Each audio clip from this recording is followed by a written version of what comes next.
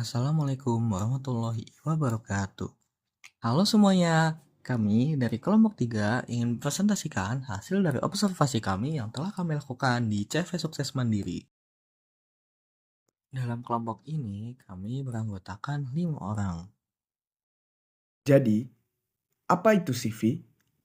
CV atau Komanditer Phenotype atau sering disebut dengan Persekutuan Komanditer, secara umum adalah sebuah badan usaha alternatif dengan permodalan yang terbatas, yang didirikan karena terdapat kerjasama antara dua orang atau lebih, yang terdiri dari orang yang bertanggung jawab atau biasa kita kenal dengan sekutu aktif, yang mengatur perusahaan, dan orang yang memberikan tanggung jawab terbatas pada perusahaan atau yang biasa kita kenal dengan sekutu pasif.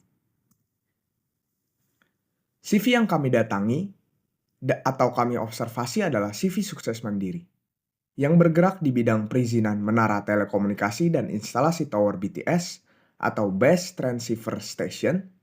CV ini telah lama menjalin kerjasama dengan operator jaringan telekomunikasi seluler terbesar di Indonesia, yaitu PT Telekomunikasi Seluler atau yang biasa kita kenal dengan Telkomsel, dan telah menjadi kontrak payung Telkomsel.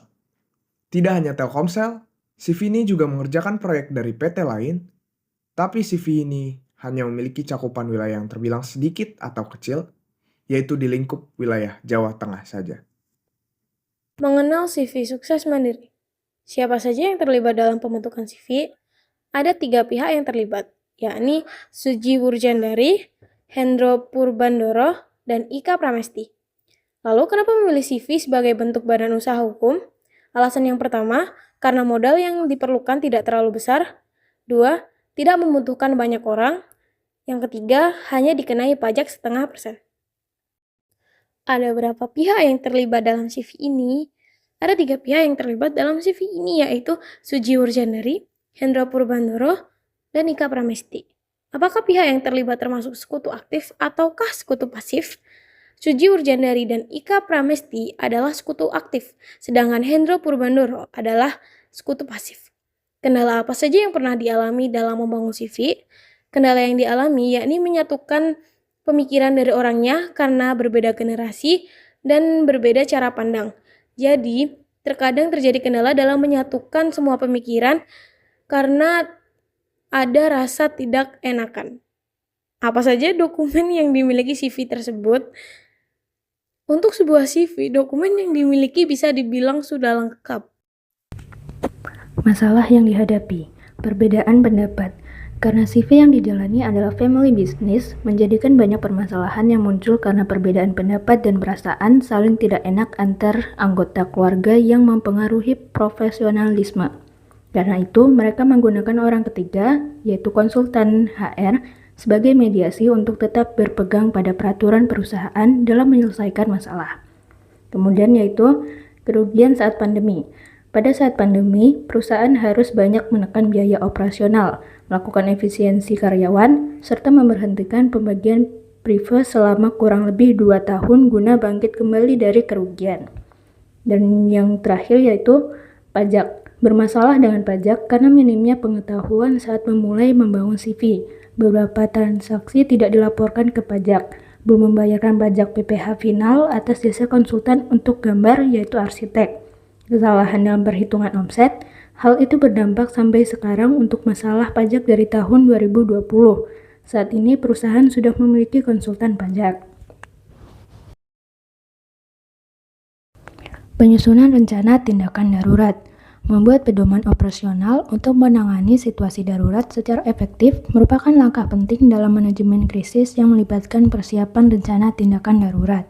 Rencana ini mencakup identifikasi risiko-risiko utama, langkah-langkah respons yang harus diambil oleh tim, serta penetapan peran dan tanggung jawab setiap anggota tim krisis. Tujuan dari rencana tindakan darurat adalah untuk memberikan perusahaan prosedur yang jelas, untuk mengomunikasikan krisis secara efektif. Strategi komunikasi krisis melibatkan penggunaan saluran yang relevan. Kemudian tentang regulasi CV, CV Astika Surya Mandiri telah memenuhi berdasarkan Pasal 19 KUHD, definisi CV sebagai persekutuan yang didirikan oleh 2 orang atau lebih, di mana terdapat sekutu pasif, yaitu pihak yang mempercayakan dana atau modal, dan sekutu aktif, yaitu pihak yang mengelola CV. Kemudian, berdasarkan Peraturan Menteri Hukum dan Hak Asasi Manusia Nomor 17 Tahun 2018, Pasal 12 tentang Akta Pendirian CV harus berbentuk notaris dan berbahasa Indonesia. Kemudian, berdasarkan Peraturan Pemerintah Nomor 24 Tahun 2018, CV wajib memperoleh nomor induk berusaha atau NIB melalui sistem OSS. Kesimpulannya, CV adalah badan usaha dengan permodalan terbatas yang didirikan karena terdapat kerjasama antara 2 orang atau lebih. Berdasarkan CV yang kami observasi, perusahaan bergerak di bidang perizinan menara telekomunikasi dan instalasi Tower Based Transceiver Station. Pihak yang terlibat terdapat sekutu aktif yaitu IKA dan sekutu pasif adalah Hendro, dan regulasinya telah tercatat dalam akta perusahaan. Dalam menjalani usaha ini, komunikasi yang baik sangat berpengaruh dalam menyelesaikan masalah. Selain itu, pengetahuan mendasar tentang bagaimana kinerja CV, termasuk pajak dan izin yang dibutuhkan juga penting agar perusahaan dapat bergerak sesuai hukum yang berlaku. Kemudian, kami melamparkan kontrak kerjasama dengan PT Telkom oleh CV Sukses Mandiri. Dan kami juga memiliki lampiran bukti observasi. Nah, dalam lampiran ini, CV Sukses Mandiri telah berubah nama menjadi PT Astika Surya Mandiri. Terima kasih telah menonton sampai selesai. Kami harap dengan apa yang kami sampaikan tadi dapat menambah ilmu baru bagi kalian semua ya. Kami memohon maaf apabila terjadi kesalahan dalam penyampaian materi. Kami pamit undur diri. Wassalamualaikum warahmatullahi wabarakatuh.